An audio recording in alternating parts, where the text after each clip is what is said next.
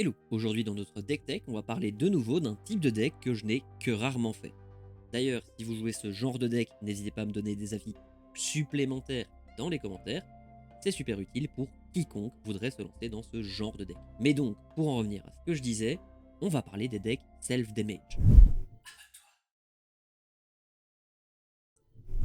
On a déjà parlé vite fait de decks self-damage en parlant de Morin Friend et de Gallowbraid dans une vidéo que je vous mets dans la description.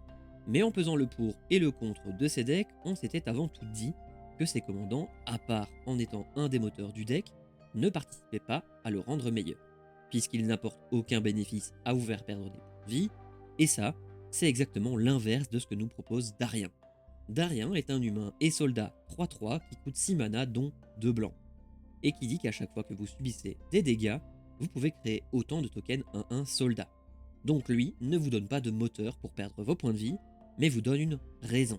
Et certes, 6 mana, c'est plutôt cher, et c'est le principal problème de ce deck. C'est d'ailleurs là-dedans que j'investirais si on souhaite jouer ce deck en bracket 3, et donc en y mettant pas mal de game changers qui participent à faire du mana. Je pense notamment à Ancient Tomb, mais bon, terrain coûte 80 balles, donc bof. Ou encore à Mana Vault, même chose, ça fait 40 euros, mais bah voilà. Bref, les deux sont de toute façon géniaux avec Darien, puisqu'en plus de vous aider à jouer votre commandant plus vite, ils vous permettent de créer des tokens à chaque tour. Mais en bref, ça, c'est de l'optimisation, et on n'en est pas encore là. Puisque dans ce genre de deck, si vous voulez perdre des points de vie, il y aura plusieurs manières d'y arriver. La première sera innée à toute partie de MTG, et ce sera certainement la plus efficace, mais en même temps, c'est aussi une des rares façons dont on n'est pas sûr à 100% qu'elle arrivera à partir du moment où vous jouerez votre Commander. Vous avez bien compris que je parle de blessure de combat. Heureusement, il existe pas mal d'autres manières de subir des dégâts, par exemple avec vos sorts de protection. Certains d'entre eux vous permettront de devenir la cible des dégâts qui ne vous étaient pas destinés à la base, avec Civis Velor qui le fera une seule fois, mais aussi Jad Monolith pour le faire en boucle tour après tour, moyennant de payer un mana générique à chacun de ceux-ci. Parfois même, ces manières de subir des dégâts puniront vos adversaires, avec par exemple l'encre de Mishra qui punira quiconque joue du mana.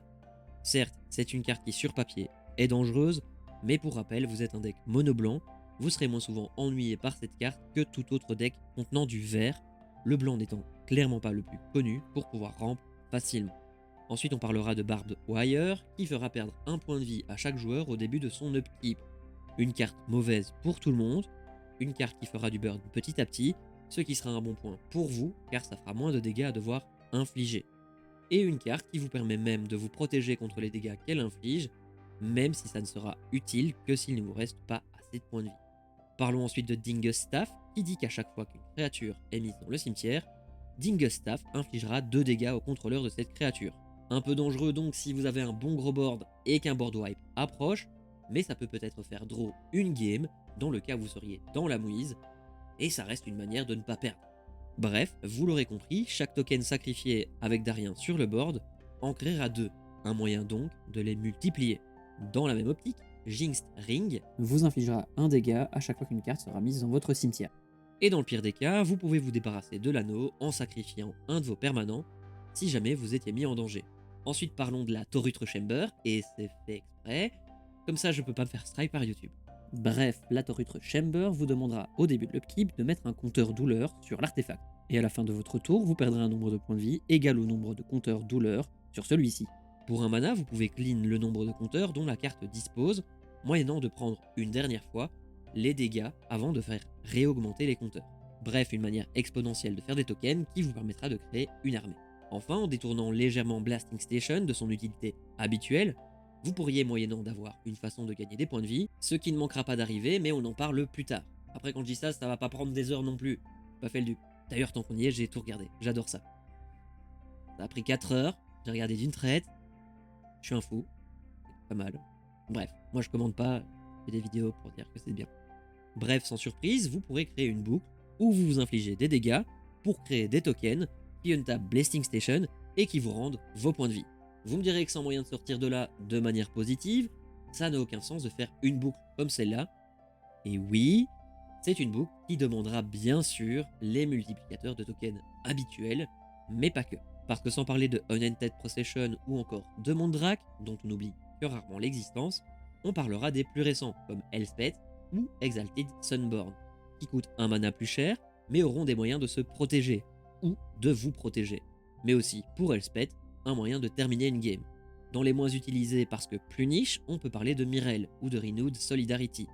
Myrel empêche vos adversaires de lancer des sorts ou d'activer des capacités d'artefacts, de créatures ou d'enchantements pendant votre tour, en plus de créer un nombre de tokens soldats égal au nombre de soldats attaquants. Et je le rappelle, Darien crée des tokens soldats. Ce qui va donc doubler vos tokens à chaque attaque de Myrel.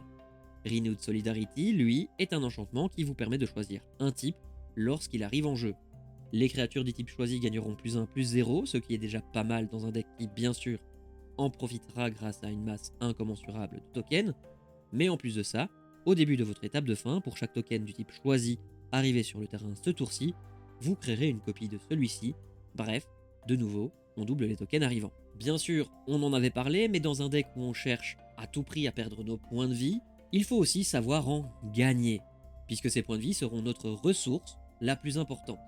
On va donc jouer la plupart des Soul Sisters, le petit nom offert aux cartes qui ressemblent, dans leur effet, aux cartes Soul Warden et Soul Attendant. Les Soul Sisters sont des cartes qui permettent de gagner un point de vie à chaque fois qu'une créature entrera en jeu sous votre contrôle.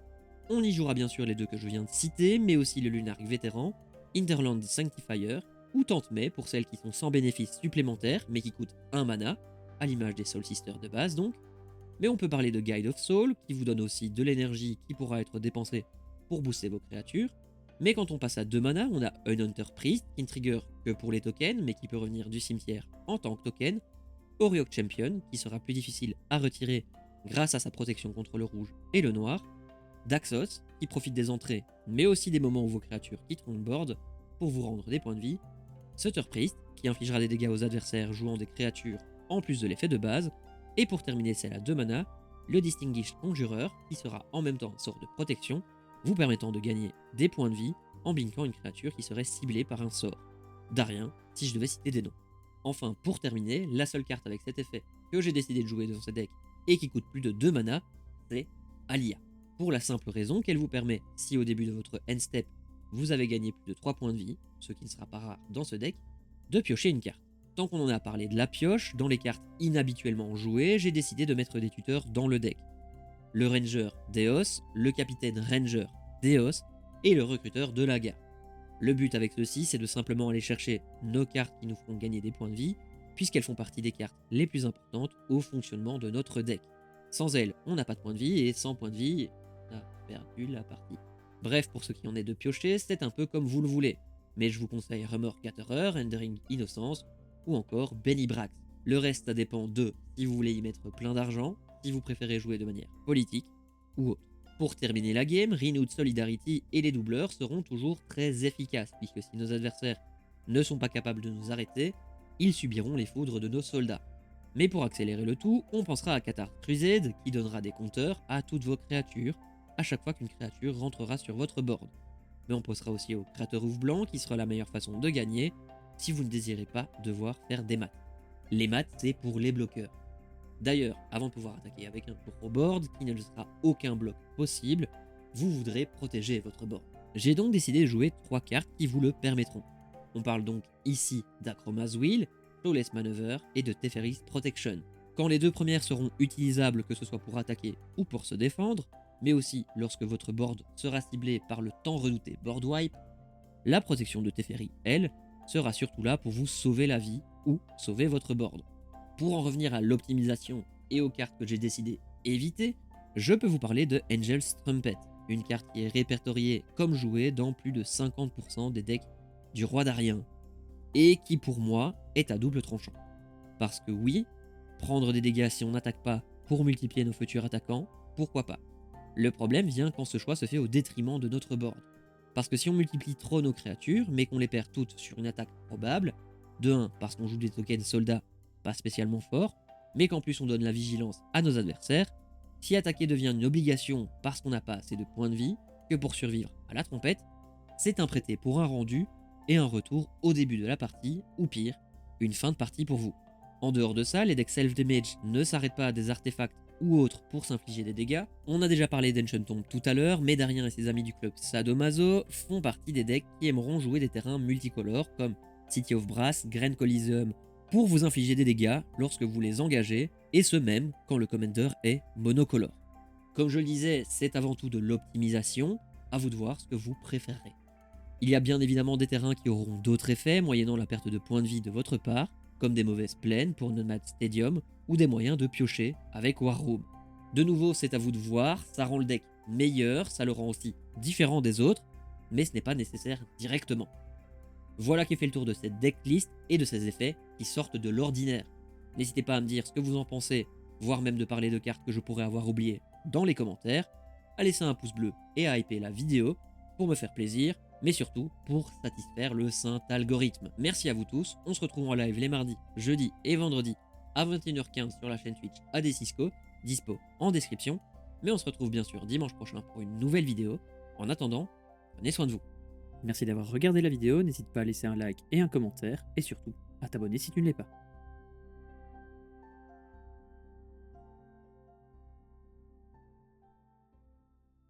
Tiens, t'es encore là toi? Non mais c'est parce qu'il n'y a pas grand chose à faire ici en fait. Enfin, YouTube m'affirme que cette vidéo pourrait te plaire, donc tu peux la regarder. Merci, bisous.